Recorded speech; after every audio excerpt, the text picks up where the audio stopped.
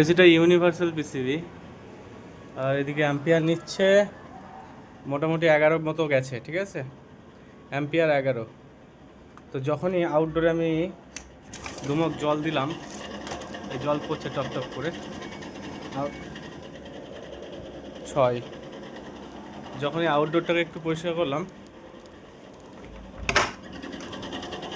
যখন একটু আউটডোরে জল মারলাম, নোংরাগুলো যখন বেরোলো না, তখন কিন্তু অটোমেটিক অ্যাম্পিয়ার কমে গেল। জল মারলাম যখন আউটডোরে, তখন কিন্তু একদম মানে হাই অ্যাম্পিয়ার থেকে একদম লো, একদম নর্মাল মোটামুটি অ্যাম্পিয়ার নিচ্ছে। তো এসি আমি বলবো যে যে জল মারলাম, ঠিক আছে, আউটডোরে, এসি কিন্তু প্রতিনিয়ত মানুষের সার্ভিসিং করার প্রয়োজন।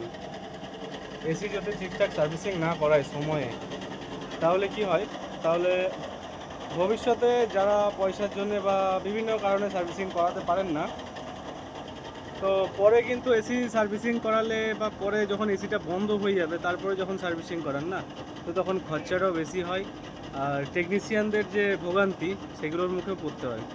তো অতএব যারা যাদের ধরুন বাড়িতে এসি আছে বা হোটেলে বা যে কোনো জায়গায় এসি আছে, তারা প্রতিনিয়ত যদি মানে এসিগুলো অন্তত সার্ভিসিং করান না, তো অনেক রোগ মুক্ত হবে। যে এসির যে রোগ, মানুষের যেমন রোগ হয়, তো এসিরও সেই রোগ থেকে অনেক মুক্তি পাবে, ইলেকট্রিসিটি কমবে।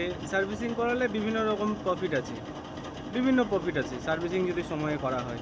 তো এই এসিটা সার্ভিসিং করানো নেই, ওই জন্য হাই অ্যাম্পিয়ার, মোটামুটি 11 অ্যাম্পিয়ার 11 উঠে যাচ্ছে। তো তারপরে কি করলাম, তারপরে বালতিতে নিয়ে কন্ডেন্সারে একটু জল মেরে দিলাম, নোংরাগুলো নেমে পড়লো, তারপরে অ্যাম্পিয়ারটা এখন নর্মাল নিচ্ছে। তো এখানে এইটাই বুঝলাম যে এসি প্রতিনিয়ত সার্ভিসিং করার প্রয়োজন আছে। মানুষের যেমন স্বাস্থ্য পরীক্ষার প্রয়োজন আছে, এসিরও